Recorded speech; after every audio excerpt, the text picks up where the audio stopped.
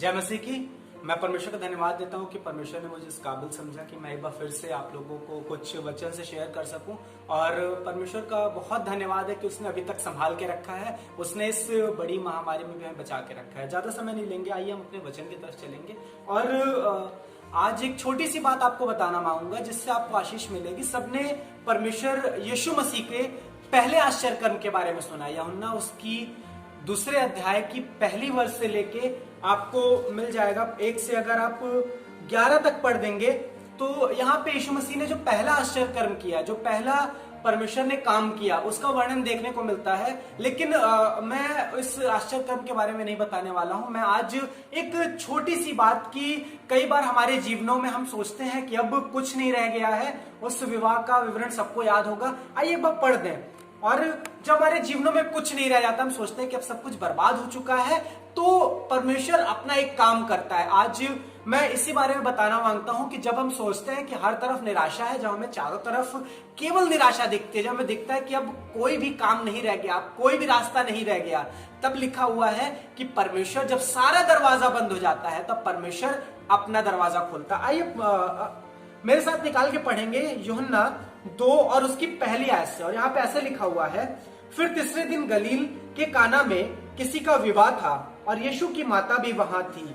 यीशु और उसके चेले भी उस विवाह में निमंत्रित थे। यहाँ पे अंडरलाइन कर लीजिएगा, पहला क्या है कि यीशु और उसके चेले भी उस विवाह में निमंत्रित थे। ऊपर लिखा हुआ है कि काना के गलील के काना में किसी का विवाह था और यीशु की माता वहां पे थी। लेकिन उसकी नेक्स्ट लाइन पे लिखा हुआ है, दूसरे वचन में लिखा हुआ है, दूसरे वर्ष में लिखा हुआ है, यीशु और उसके चेले भी उस विवाह में निमंत्रित थे।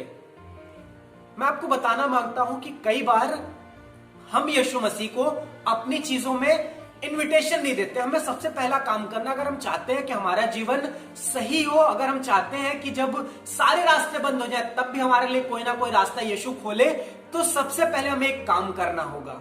हमें यीशु के नाम पे विश्वास करना होगा और उसे इनविटेशन देना होगा। यीशु मसीह को अपने जीवन में निमंत्रित करना होगा। लिखा हुआ है, मैं द्वार पे खड़ा खटखटाता हूं, ताकि जो कोई दरवाजा खोले, जो कोई द्वार को खोले, मैं भीतर आऊं, उसके साथ भोजन करूं और उसके साथ आनंद करूं।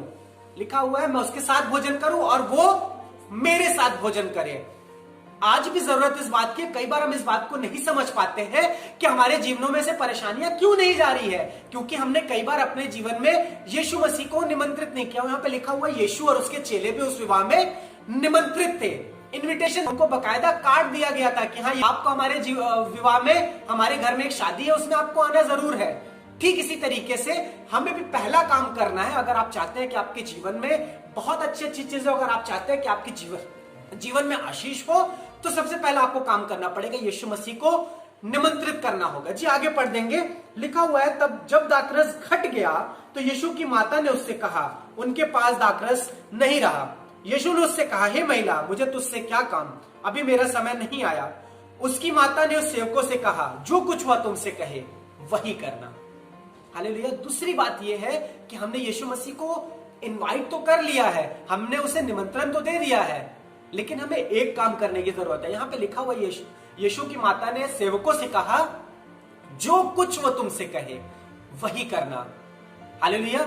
मैं इस बात पे जोर देना चाहूंगा कि अगर शायद यीशु मसीह की माता ने अगर ये नहीं बोला हो तो शायद सेवक उसकी बात नहीं मानते। अगर आप पूरा विवरण पढ़ेंगे तो लिखा हुआ है कि वहां यहूदियों की शुद्ध करने की रीति के अनुसार पत्थर के 6 मटके भरे हुए थे और हर एक में,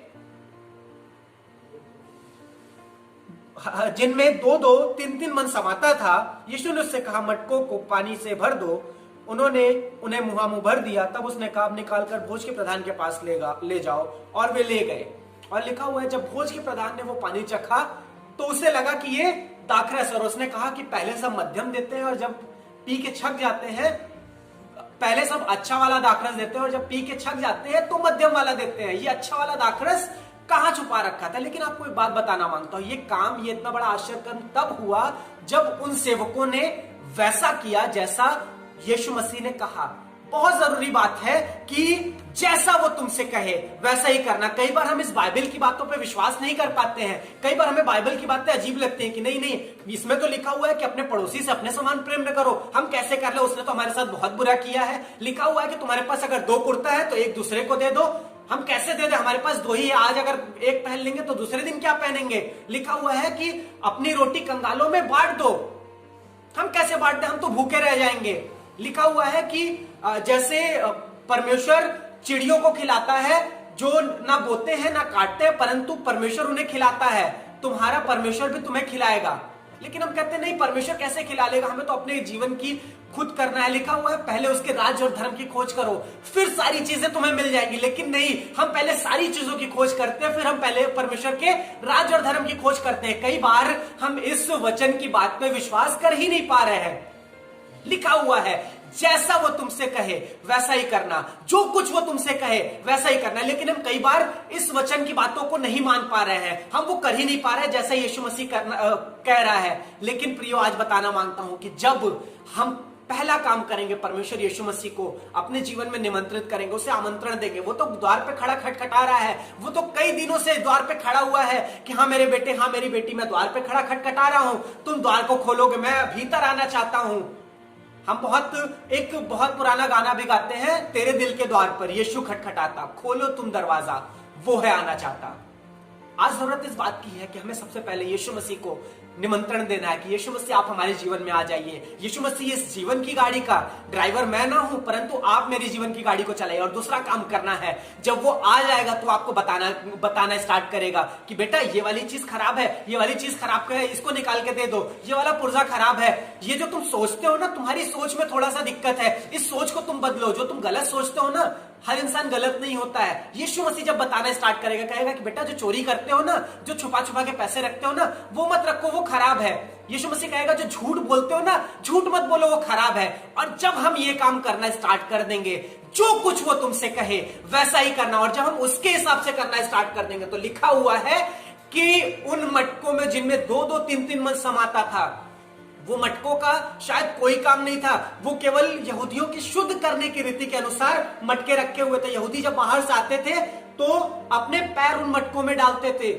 वो मटके जो द्वार पे पड़े हुए थे, उनका कोई काम नहीं था, किसी को नहीं लगता था कि इन मटकों से इतना अच्छा काम हो सकता है। मेरे भाई और बहनों, आपको बताना मांगता हूं, कई बार हम सोचते हैं कि हमारा जीवन में उन मटकों के समान हो गया है जिनको कोई नहीं पूछता है, हम तो केवल पैर के नीचे आने के लिए बने हुए हैं। नहीं नहीं, आपको बताना मांगता हूं कि जब आप यीशु मसीह को अपने जीवन में निमंत्रित करेंगे, जब आप उसके कहे अनुसार करेंगे, तो लिखा हुआ है उन मटकों में जिनमें पानी भर गया था, कहीं नहीं लिखा हुआ है कि यीशु मसीह ने प्रार्थना करी या फिर यीशु मसीह ने कहा कि पानी दाखरस में बदल जाए। नहीं नहीं, लिखा हुआ है, 9 से पढ़ेंगे तो लिखा है जब भोज के प्रधान ने वह पानी चखा जो दाखरस बन गया था, और वह नहीं जानता था कि वह कहां से आया है, परंतु जिन सेवकों ने निकाला था वे जानते थे, तो भोज के प्रधान ने दूल्हे को बुलाकर कहा, हर एक मनुष्य पहले अच्छा दाखरस देता है और जब लोग पीकर छक जाते हैं तब मध्यम देता है, तूने ये अच्छा दाखरस अब तक कहां छुपा रखा था। और तीसरी बात यहां पे पूरी होगी, लोग आपको देख के कहेंगे कि अरे अरे अरे, ये वाला दाखरस कहां पे छुपा के रखा था, ये वाली चीज तो हमें पता ही नहीं थी कि आप इतने ज्यादा अच्छे हैं। मेरे प्रियो और मेरे भाई और बहनों, आपको बताना मांगता हूं कि जब हम परमेश्वर को अपने जीवन में आमंत्रित करेंगे, जब उसको निमंत्रण देंगे और उसके कहे अनुसार करेंगे, तो लोग कहने लगेंगे कि हाँ, इनके जीवन को देख के हमें आशीष मिलती है। जब ये आराधना करते हैं ना, तो हमारा दिल जैसे लगता है कि हम स्वर्ग में आराधना कर रहे हैं। लिखा हुआ है परमेश्वर ऐसे आराधकों को ढूंढ रहा है जो उसकी आराधना आत्मा और सच्चाई से कर सके। और ये होगा कब? जब हम उसको अपने जीवन में निमंत्रित करेंगे, जब उसके कहे अनुसार करेंगे। मैं सच बताना मांगता हूं कि आपका जीवन धीरे धीरे, एक बार में कभी नहीं बदलेगा। अगर आप सोचे कि एक बार में हम बिल्कुल अच्छे हो जाए, तो नहीं, ऐसा नहीं होगा। यीशु मसीह धीरे धीरे चेंज करना स्टार्ट करेगा। वो कहेगा बेटा ये वाला काम गलत है, ये काम मत किया करो, बेटा ये वाला काम गलत है। जब आप बाइबल पढ़ना स्टार्ट करेंगे तो आपको पता चलेगा कि हाँ, हमें चोरी नहीं करनी है, हमें किसी के बारे में झूठी साक्षी नहीं देनी है, हमें झूठ नहीं बोलना है, हमें किसी की चीज का लालच नहीं करना है, हमें अपने पड़ोसी से अपने समान प्रेम करना है। जब आप इन सारी चीजों को करना स्टार्ट करेंगे, जब आप वो काम करना स्टार्ट करेंगे जो यीशु मसीह ने इस वचन में बताया है, लिखा हुआ जैसा वो तुमसे कहे वैसा ही करना। और लिखा हुआ है कि वो पानी जो उन मटकों में भरा हुआ था वो पानी दाखरस बन गया। और सच बताना मानता हूं कि लोग कहेंगे कि ये अच्छा वाला दाखरस कहां छुपा रखा था। जरूरत इस बात की है कि हम पहले यीशु मसीह को अपने जीवन में निमंत्रित करें और जैसा वो कहे वैसा ही करें। जय मसीह की, परमेश्वर आपको आशीष दे।